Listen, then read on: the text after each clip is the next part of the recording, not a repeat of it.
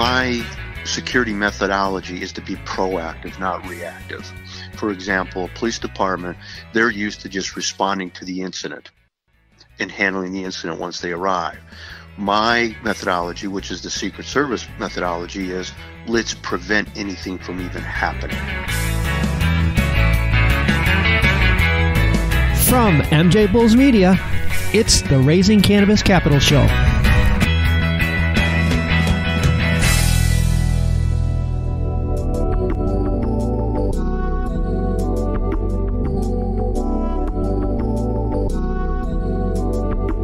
Today in Raising Cannabis Capital, we are joined by Bill Cousins, founder of W.J. Cousins & Associates. Bill, welcome to the show. Thanks, Dan. Appreciate it. Well, like so many of the guests on our show, I bet 10 years ago, if I would have said, you're going to end up in the cannabis industry, you wouldn't have believed it.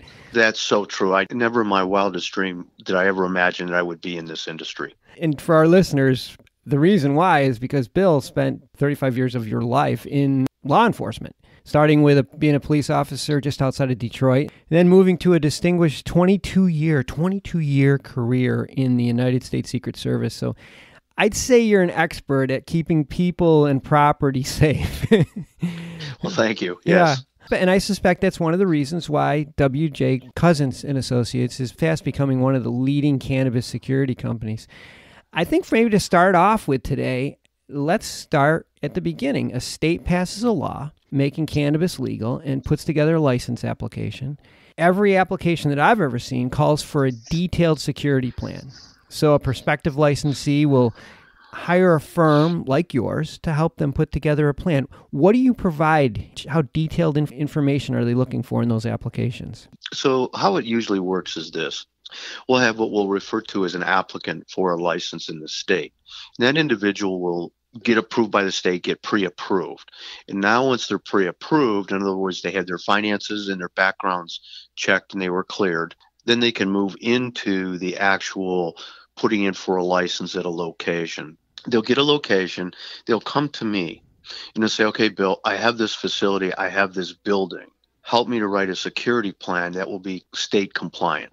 And at that point, what I do is I work with the architect. I worked with the applicant who's now the client. I work with their attorney. And then I work with selected integrators. And I will write this security plan from movements to how they're going to do background checks, how they're going to handle arrival and departures and secure transport, how the patients will enter in and out of the building, how the employees will enter in and out of the building. And then we get into cameras, the number of video surveillance cameras, the locations of those cameras, the megapixels, and so forth. We help design a vault to keep the cannabis as well as the currency safe within the building. We do the IT secure room, and what that is the state has a strict mandate that the NVRs and recording devices have to be locked up in a separate room with cameras covering the room.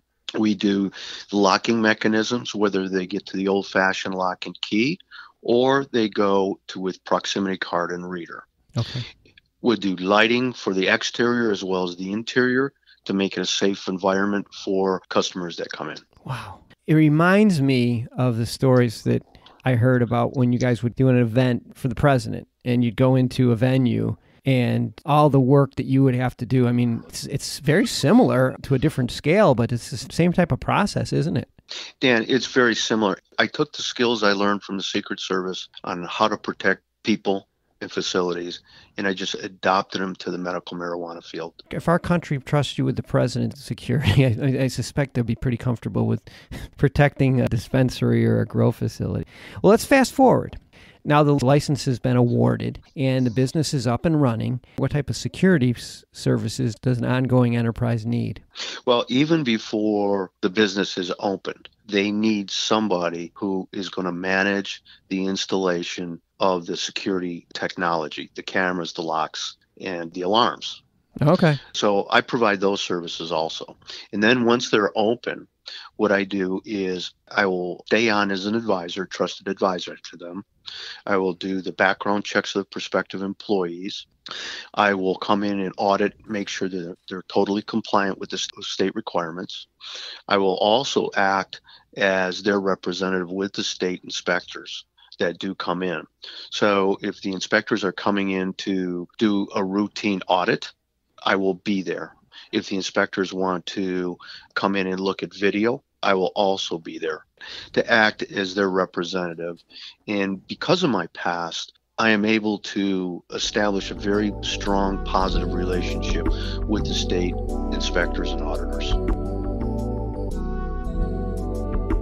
People don't appreciate it sometimes when you think about cannabis security, but not only is there a lot of cash, way more cash in a cannabis facility than in most businesses just because of the banking issues, but also your main product could be moved quickly in the black market. Criminals, they look at this as an opportunity. I suspect more than most businesses. That's very true, Dan. My security methodology is to be proactive, not reactive. For example, a police department, they're used to just responding to the incident and handling the incident once they arrive. My methodology, which is the Secret Service methodology, is let's prevent anything from even happening. Okay. So that's where I separate myself from some of the others. I heard you say something, failing to plan is planning to fail. Exactly. You got it.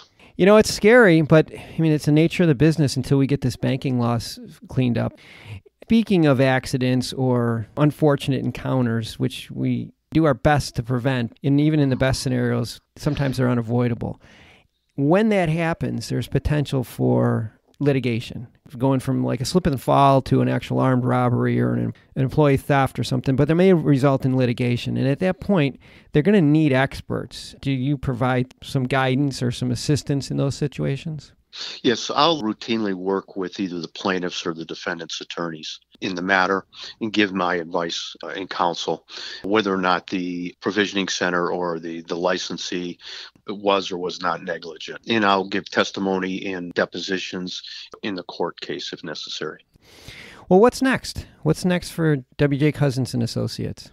Well, we're very fortunate. We made a great number of contacts. I've done over 80 security plans just in the state of Michigan.